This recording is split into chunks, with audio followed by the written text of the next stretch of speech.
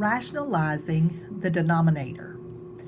I want us to learn how to rationalize a denominator. Looking at this problem, I have 1 divided by the square root of 2. We never want to leave a radical in the denominator, so we want to rationalize it. And to rationalize the denominator, you will multiply both numerator and denominator by the square root of 2, by the radical itself. So multiply numerator and denominator by the square root of 2. In this process, we're going to eliminate the radical that was in the denominator of the original problem. Now 1 times the square root of 2 gives you square root of 2, divided by. The square root of 2 times the square root of 2 is really the square root of 4. But what is the square root of 4? It comes out as 2. So therefore we have a radical in the numerator and no radical in the denominator. And that was my goal. So my final answer is square root of 2 divided by 2.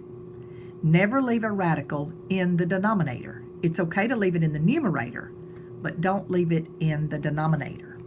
So let's look at a problem involving finding the value of each of the 6 trigonometric functions of theta.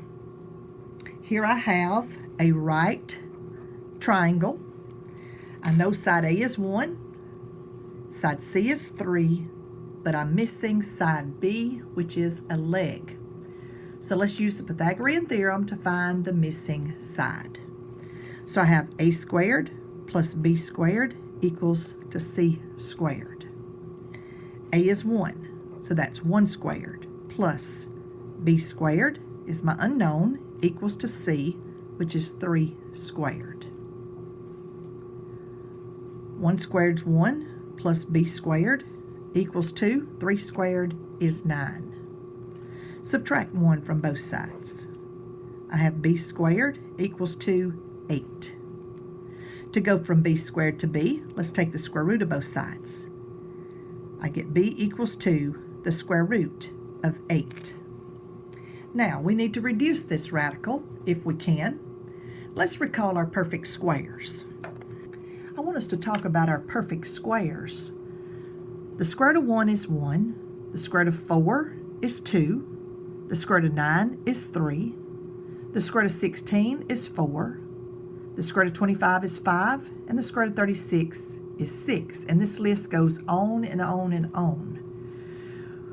Now, we have the square root of 8. Can we take the square root of 8? No, 8 has been skipped. But will any of these perfect squares divide into 8? 1 will divide into 8, and 4 will divide into 8. You want to find the largest perfect square that will divide into 8. Now that we know that 4 is the largest perfect square that will divide into 8, we're going to break apart the square root of 8 into 4 times 2. Because 4 times 2 is 8. We can take the square root of 4. So the square root of 4 will come out as 2, and here's the 2 underneath the radical. Therefore, B is 2 times the square root of 2. Now, for sine, let's recall we have Oscar had a heap of apples. So for sine, we have opposite over hypotenuse. For cosine, adjacent over hypotenuse. And then tangent, opposite over adjacent. So let's find these sine, cosine, and tangent values. So here's our theta. Sine is opposite 1 over the hypotenuse 3. Therefore, sine is 1/3. Cosine of theta is the adjacent side, which is B. It would be 2 square root of 2 over the hypotenuse, which is 3. That's your cosine. Tangent is opposite 1 over adjacent 2 square root of 2. Well, with this problem, we have a radical in the denominator. So we want to rationalize this denominator. We will multiply both numerator and denominator by the square root of 2. So let's multiply denominator by 2 and the numerator by 2. Now when I do, I have 1 times the square root of 2, that's the square root of 2, divided by. Now, there's always a 1 in front of every radical. If you don't see 1, it's understood to be a 1. So I'm going to multiply 2 times 1 would give me 2. And square root of 2 times square root of 2, you multiply the radical times the radical. Square root of 2 times square root of 2 gives you square root of 4. But what is the square root of 4? Square root of 4 comes out as 2. Now you must multiply it times the 2 that is already outside. So 2 times 2 is 4. So I end up with 2 divided by 4. That is tangent. Now, let's determine cosecant, secant, and cotangent. Cosecant, remember, is the reciprocal of sine, h over o. Secant is reciprocal of cosine, h over a.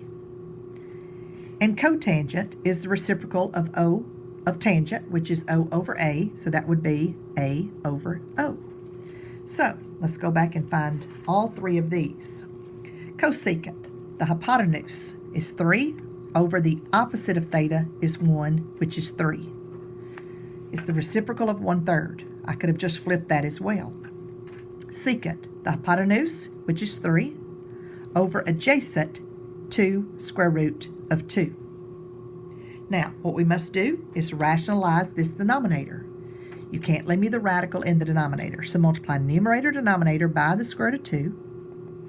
Therefore, you get 3 times the square root of 2. If you multiply 3 times the 1 in front of the radical, 3 times 1 would give you 3 square root of 2 over. Remember, there's a 1 in front of this radical.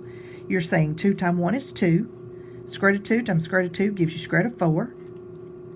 So I have 3 times the square root of 2 over 2 times the square root of 4. Well, square root of 4 is 2. And 2 times 2 gives you 4. So you end up with 3 times the square root of 2 divided by 4. That is your secant. And cotangent is the reciprocal of tangent. Adjacent side would be 2 square root of 2 over opposite is 1. Therefore, you get 2 times the square root of 2. So we have found all 6 trig functions of this problem. We have rationalized the denominator when needed. So anytime you have a radical in the denominator, as we did in tangent and secant, you must rationalize the denominator by multiplying numerator and denominator by the radical that's in the denominator.